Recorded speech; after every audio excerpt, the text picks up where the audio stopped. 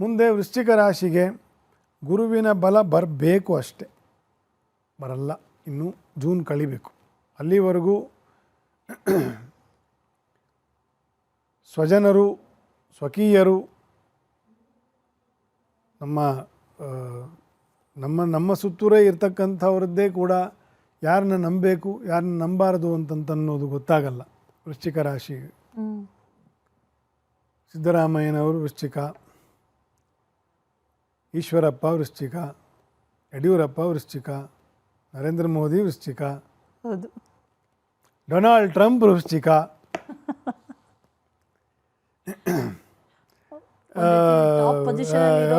ನಿತೀಶ್ ಕುಮಾರ್ ವೃಶ್ಚಿಕ, ರಾಹುಲ್ ಗಾಂಧಿ ವೃಶ್ಚಿಕ ಅಲ್ಲ, ಒಂದು ಅಂಶದಲ್ಲಿ ಧನುರ್ರಾಶಿ.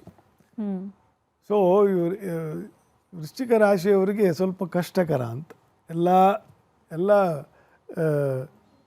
ಅಧಿಕಾರದಲ್ಲಿರೋರು, ಅಧಿಕಾರದಲ್ಲಿ ಪೀಡಿತರು, ಅಧಿಕಾರದಿಂದ ಪೀಡಿತರು ಎಲ್ಲರೂ ವೃಶ್ಚಿಕ ರಾಶಿಯವರಿದ್ದಾರೆ. ಅವರಿಗೆ ಚತುರ್ಥ ಪಂಚಮದಲ್ಲಿ ಪಾಪಗ್ರಹರು ಇದ್ದಾಗ ಸುಖಹೀನಶ್ಚ ಅಂತ ಅರ್ಥ. ಸುಖವಿರಲ್ಲ ಅಷ್ಟೆ, ಅಧಿಕಾರ ಇರುತ್ತೆ, ಆದರೆ ಏನು ಪ್ರಯೋಜನಕ್ಕೆ ಬರಲ್ಲ. ಆ ರೀತಿಯ ದೋಷಗಳು ಇದೆ. ನರಸಿಂಹದೇವರ ಹೋಮಗಳು, ನರಸಿಂಹಯಾಗ, ಭೂವರಾಹ ಯಾಗಗಳು,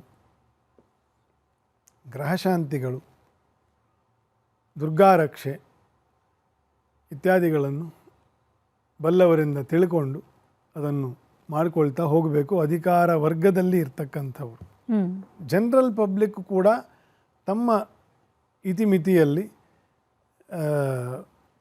ನರಸಿಂಹದೇವರ ಆರಾಧನೆಯನ್ನು ವಿಶೇಷವಾಗಿ ಮಾಡಿಕೊಂಡು ಹೋಗ್ತಕ್ಕಂಥದ್ದು. ವಿಷಮ 12 ರಾಶಿಯಲ್ಲಿ ಬೆಸ್ಟ್ ವೃಷಭ, ವರ್ಸ್ಟ್ ವೃಶ್ಚಿಕ. ಈ ವರ್ಷ ಮಧ್ಯದವರೆಗೂ ಹಿಂಗೆ ಇರ್ತದಲ್ಲಿ, ಅಂತ ಹೇಳೋದು. ಹೌದು, ಜೂನ್ ಫಸ್ಟ್ ವೀಕ್ವರೆಗೂ ಹಿಂಗೆ ಇರ್ತದೆ. ಆಮೇಲೆ ಇನ್ನು 6 ತಿಂಗಳಿಗೆ ಬಂದು ಇನ್ನು 5 ತಿಂಗಳಿಗೆ ಮತ್ತೆ ಡಿಸೆಂಬರ್ ಬಂದೇ ಬಿಡುತ್ತೆ. ಮತ್ತು 27ಕ್ಕೆ ಬರಬೇಕು ನಾವೆಲ್ಲಿ. ಸೊ ಈ ರೀತಿಯ ಸಮಯ ಇರೋದರಿಂದ 50-50 ಬದಲಾವಣೆ. 26 ಧನುರಾಶಿಯವರಿಗೆ ಟೈಮ್ ಚೆನ್ನಾಗಿದೆ. ಗುರುವಿನ ಅನುಕೂಲ ಯಾವ ರೀತಿ ಈ ವರ್ಷ ನಡೀತಾ ಇದೆ, ಮಧ್ಯದ ವರ್ಷದವರೆಗೂ ಹಾಗೇ ಇರ್ತದೆ. ಶನಿಯ ಬದಲಾವಣೆಯೂ ಏನೂ ಇಲ್ಲ. ಸ್ವಲ್ಪ ಆಯಾಸಗಳು, ಪಿತ್ತ ಪ್ರಕೋಪಗಳು, ಪಿತ್ತ ನೆತ್ತಿಗೆ ಏರ್ತು ಅಂತಾರೆ ನೋಡಿ, ಆ ರೀತಿಯ ದೋಷಗಳು. ಅದು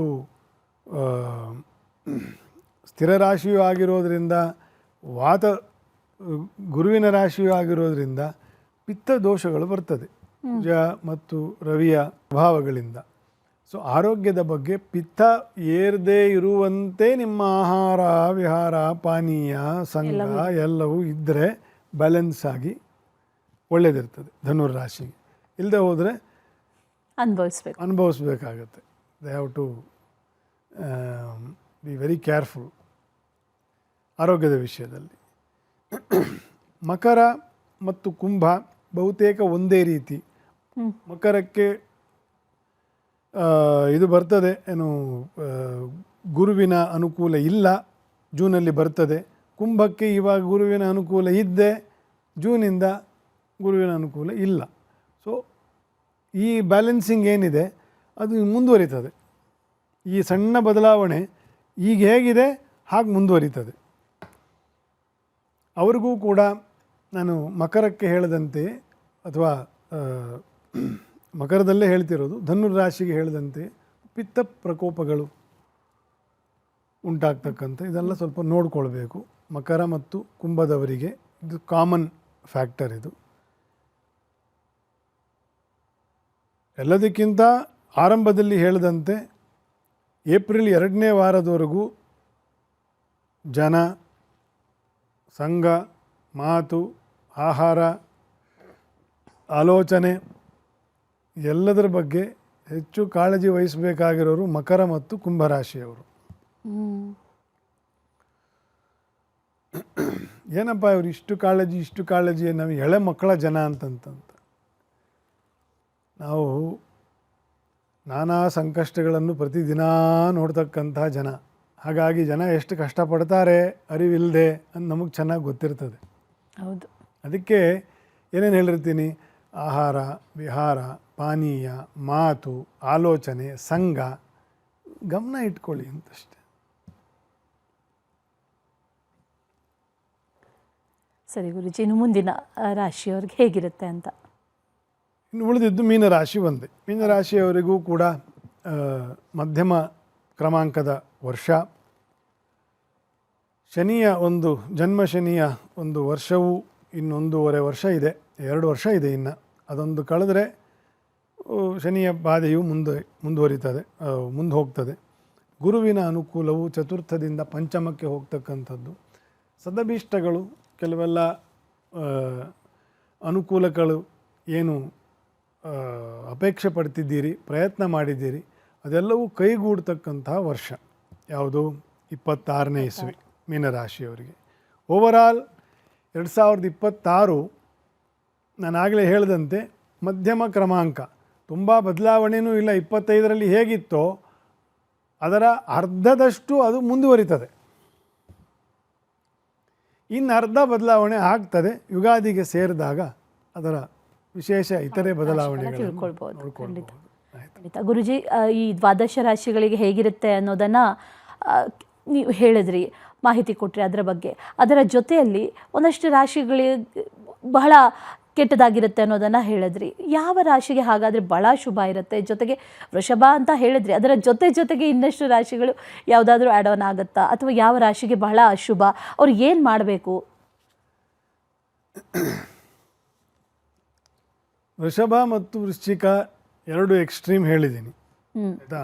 ಅದನ್ನು ಅವರು ಗಮನ ಇಟ್ಕೊಳ್ಳೋದು. ಇನ್ನು ವಿಶೇಷವಾದ ಫಲಿತಗಳಾಗ್ತಕ್ಕಂಥದ್ದು ಗುರುವು ಬದಲಾವಣೆ ಆದ ನಂತರವೇ, ಇಲ್ಲಿ ಜೂನ್ ನಂತರವೇ. ಮಿಕ್ಕಿದ್ದೆಲ್ಲ ಸಾಧಾರಣವೇ, ಅದಂಥ ವಿಶೇಷ ಏನು ಬದಲಾವಣೆ ಏನು ಇರೋದಿಲ್ಲ. ಮತ್ತು ಅಪಾಯ ಕೋಟಿಗಳಿಗೆಲ್ಲ ಉಪಾಯ ಒಂದೇ.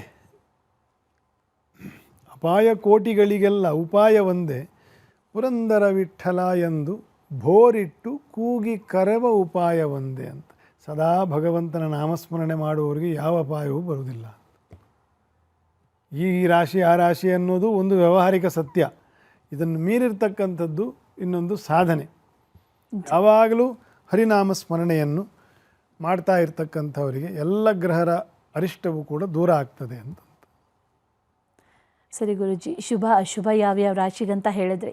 ಅದರ ಜೊತೆಯಲ್ಲಿ ಈ ವರ್ಷ 2026ರಲ್ಲಿ ಒಂದಷ್ಟು ಈ 2025ರಲ್ಲಿ ಗಮನಿಸಿದ್ವಿ, ಆಕ್ಸಿಡೆಂಟ್ಗಳು ಅಥವಾ ಇಷ್ಟು ಚಳಿ ಇದ್ರೂ 2-3 ದಿನದಲ್ಲಿ ಅನೇಕ ಕಡೆಗಳಲ್ಲಿ ಬೆಂಕಿ ಅವಘಡಗಳು ವಿಪರೀತವಾಗಿ ಆಗ್ತಾ ಇದೆ.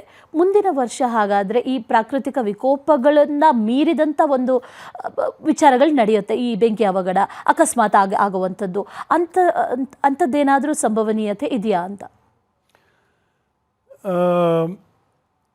ಏಪ್ರಿಲ್ ಮೇನಲ್ಲಿ ಸಾಕಷ್ಟು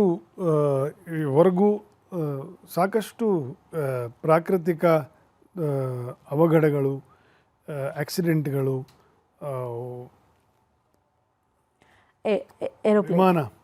ವಿಮಾನಕ್ಕೆ ಸಂಬಂಧಪಟ್ಟಿರ್ತಕ್ಕಂತಹ ದುರಂತಗಳು ಆಗುವ ಲಕ್ಷಣಗಳು ಇದೆ. ಅದಾಗದೇ ವಿಮಾನ ಬರ್ಸ್ಟ್ ಆಗ್ತಕ್ಕಂಥದ್ದು ಮಾತ್ರ ದೋಷ ಅಲ್ಲ, ಯುದ್ಧವೂ ಕೂಡ ಆಗುವುದು ಆಗಸದಿಂದಲೇ. ಹೌದು, ಇವಾಗಲೇ ಹೇಳ್ತಾ ಇದ್ರಿ. ಆ ಯುದ್ಧ ಪ್ರಕೋಪಗಳು ಉಲ್ಬಣ ಆಗ್ತಕ್ಕಂಥದ್ದೆಲ್ಲ ವಾಯುವಿಗೆ ಸಂಬಂಧಪಟ್ಟಿರ್ತಕ್ಕಂಥ ದೋಷಗಳಿಂದಲೇ ಆಗ್ತಕ್ಕಂಥದ್ದು. ಅಗ್ನಿಯು ಜಲವನ್ನು, ಜಲವು ಭೂಮಿಯನ್ನು ಒಂದಕ್ಕೊಂದಕ್ಕೆ ಬಾಧಿಸುತ್ತೆ.